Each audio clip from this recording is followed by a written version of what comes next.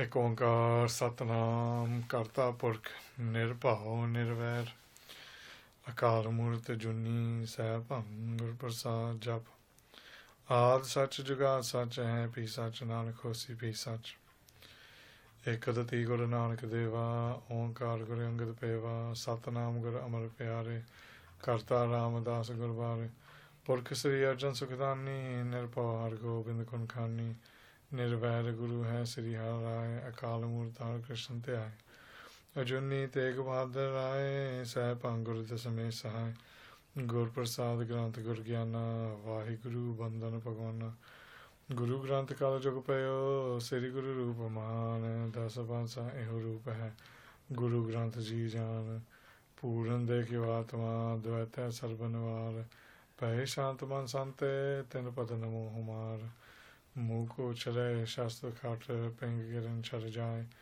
अंदर कै बद रोशन जो काल कृपा कराए कहा बुध प्रभु तुझ हमारी बन सके महिमा जो तिहारी हम ना सत्कार से तुम्हारी आप ले हो तुम कथा सदारी सो कहो टल गुरु सेविया ऐन सहज सबाय दर्शन परसिय गुरु के जन्म मरण दुख जाय दर्शन परसिय गुरु के जन्म मरण दुख जाय।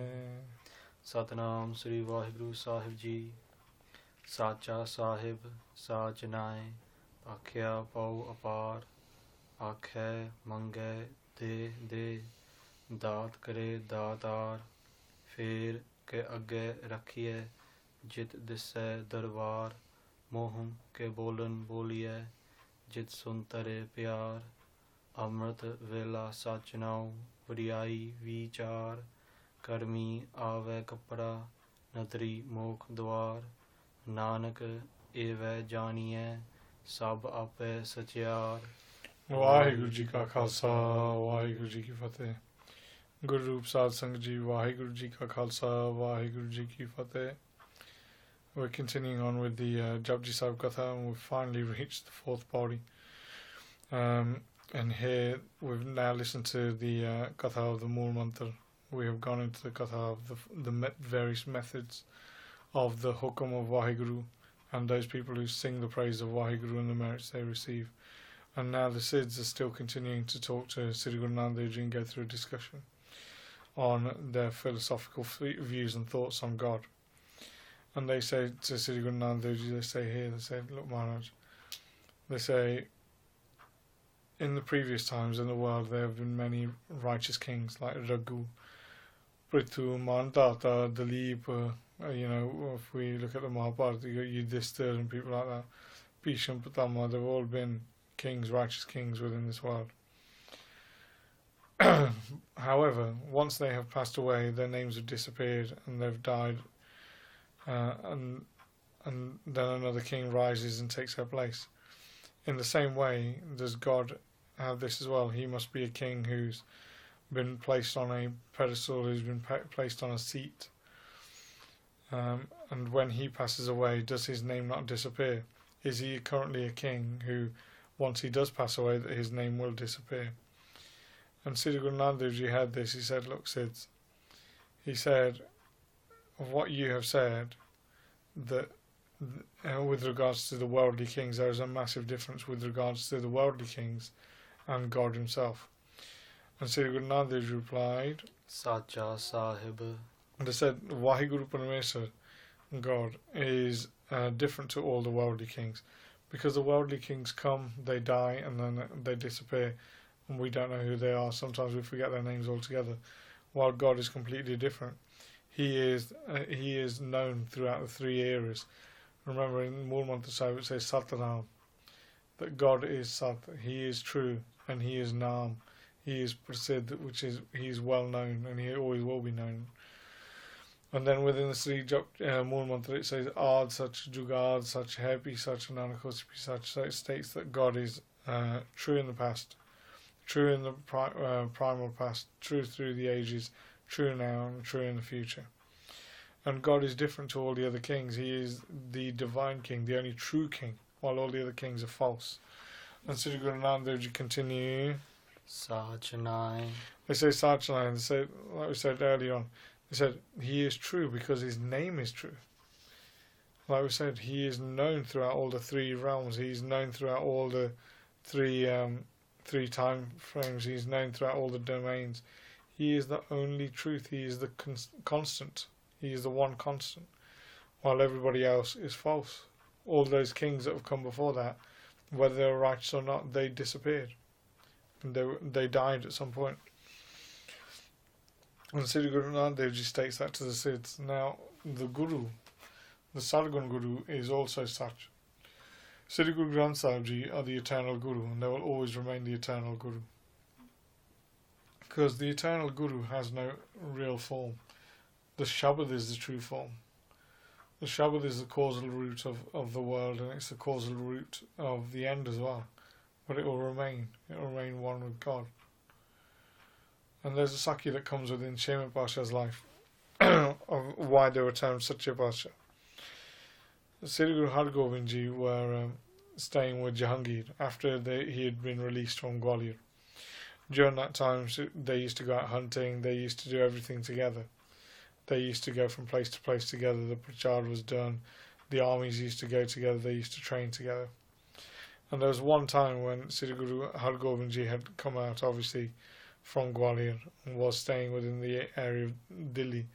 They stayed in the area known as Majnutilla, where Sri Guru Nanak Dev Ji had also been, and Namak Pasha also went. Whilst there, Sri Guru Har Gobind Ji and Jahangir both set out, and they took all their armies and lands with their carriers and individuals with them. Further on, once the day had continued to go and the day got hotter and hotter and hotter, both armies decided to camp. So Maharaj's army decided to set up their camp, and Jahangir's army decided to set up their camp. And whilst out, there was a local farmer who had heard close by that the Sri Guru Har Gobind Ji was there. Now, Jahangir had heard earlier on the Sikhs calling Sri Guru Har Gobind Ji Satya Pasha, the true king. And he said to them, why is it that you are called the true king? You know, why do they refer to you as the true king when I am the king? I am the emperor. Everything is according to my will, my command, this country runs. So why is the Guru considered the Satya Pasha? And he kept this doubt within his mind for quite a considerable amount of time. He did not understand why he was considered the Mughal emperor, but at the same time the Guru was considered the Satya Pasha. And it was only later on when a farmer was looking for the Guru, and he turned up with a small coin, which is a very small coin, and a handful of grass. And he went looking for the Guru, but he ended up finding the encampment of Jahangir. When he found the encampment of Jahangir, he asked the soldiers, he said, I'm looking for the Satya Pasha. And the emperor's troops thought, obviously, this individual was talking about the emperor himself. So they said to him, go and see Jahangir. So Jahangir was sat within his tent. This poor man came in with a request, and he bowed at the feet of Jahangir. And he then made a supplication, asking to be saved in this life and not the. And you know, he didn't want the riches; he just wanted to be saved in the next life, and looked after and protected by the Guru. Jahangir heard this and was surprised. There was no mention of any riches. There was no mention of any money. There was just the supplication to be saved in the next life. So Jahangir then said to this local farmer, said, look, I can give you all the worldly riches you want. I can give you anything to make this life more easy for you. But what you're requesting to be saved in the next life is not something I can do.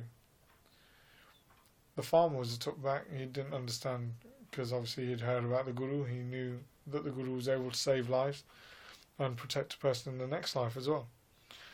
And when he asked who this individual was, Jahangir replied that he was the Mughal emperor. The farmer said he was looking for the Guru, and Jahangir then decided to point out where the Guru's encampment was. The farmer, with no fear of the emperor, picked up his 2 coins that he had put down as an offering, and his grass that he'd put down as an offering, and picked it up and took it to the Guru. There he went to the Guru's encampment, where he bowed to the Sacha Pasha there.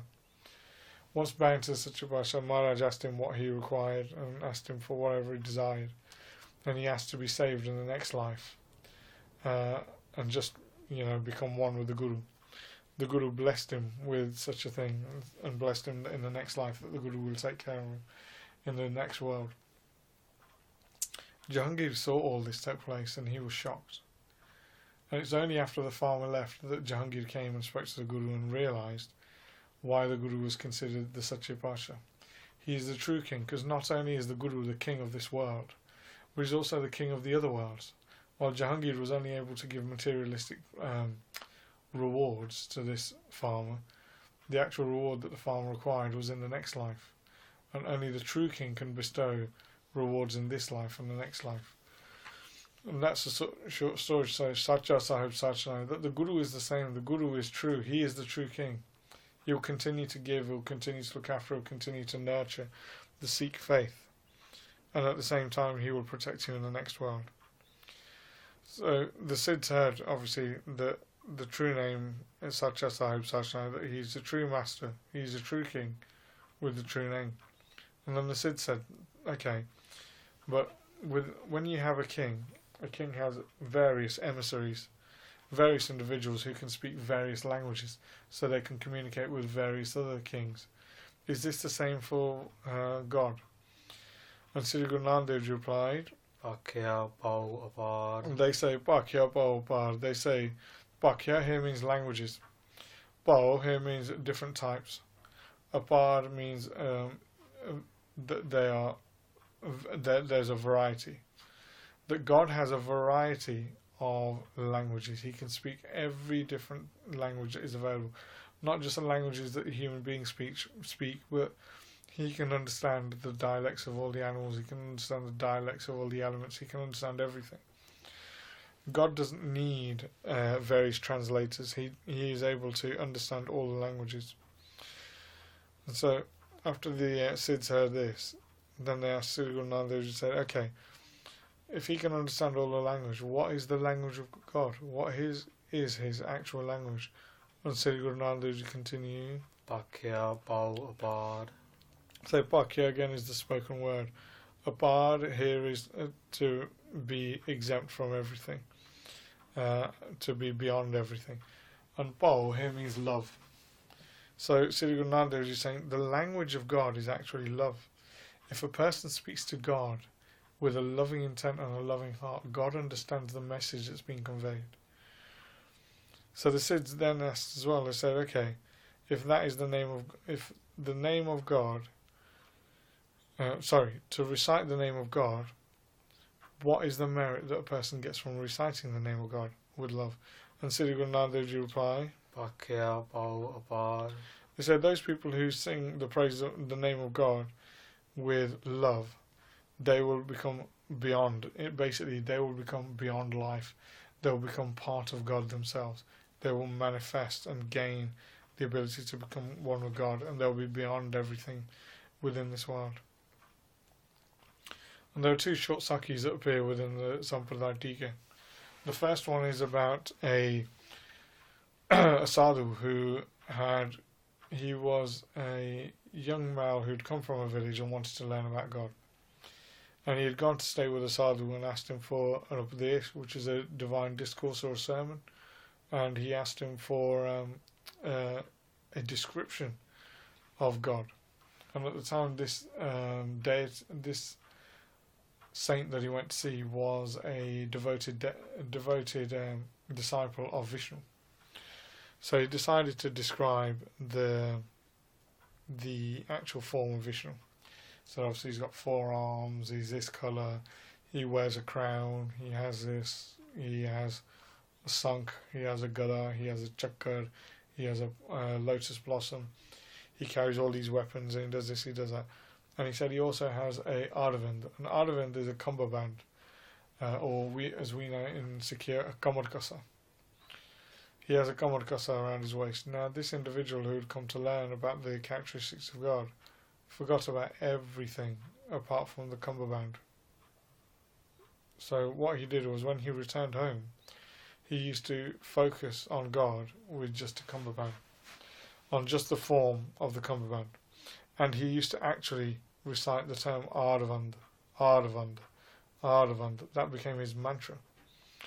And it was only later on when Vishnu was sat with Lakshmi in the heavens, in their realm. And he said to Lakshmi, he said, I found a new Bhagat today who's uttered a new name for me. And the name he has given is Ardhavanda. And Lakshmi was one of these individuals who doubted everything. And she said, well, let's go and test him. Let's go and see if he really is reciting your name. And obviously, Lakshmi told Vishnu to hide in a well. And when she did that, she approached his saint and said to him, well, you're reciting this mantra Ardhavanda. Whose mantra is it? Whose mantra is it? And he replied, he said, it's your husband's. And she was shocked to hear this. And then she asked again, she said, well, if you are reciting the mantra of my husband, where is my husband? And he said, well, he's in the well over there, sat in a well.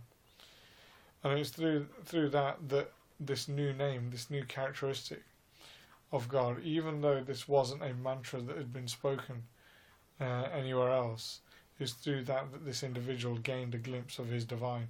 And Vishnu came and gave him the blessings there and then, and gave him a divine, graceful glance, which allowed him to gain all the abilities he needed. So that's the first Sakya where Ardhavanda was given as the mantra, but it isn't a mantra that's been taught by a guru. It was given by a characteristic that this individual remembered. And the second one is a quick Sakya of Bhagat Ramanandaji. Bhagat Ramanandaji was a Brahman caste, the head of the Bairagis, who lived in Kanchi. He was also the spiritual teacher of Bhagat Kabirji. And then one day, basically, he was there, and he was in Kanchi when he was giving up Desh. He was giving divine sermons to a number of people. And while he was doing that, an individual came who kept asking for a divine sermon to be given, kept requesting this again and again and again. And Bhagat Ramanandaji got very angry at the time because he was trying to teach everybody and he's got this individual interrupting him. And then Bhagat Ramanandaji picked up a steel vessel and said, Bhajja ta lota marunga. And then what that means is, run away or I'll hit you with this iron vessel. The individual heard this and took this as a mantra and used to recite this mantra. And so he used to recite Bhajja ta lota marunga. And later on, what happened was his fame increased. Everybody got to know him as a great saint. And when they asked him, you're a great saint, who have you learnt off? And he said, I was given a divine mantra by Bhagat Ramanandaji.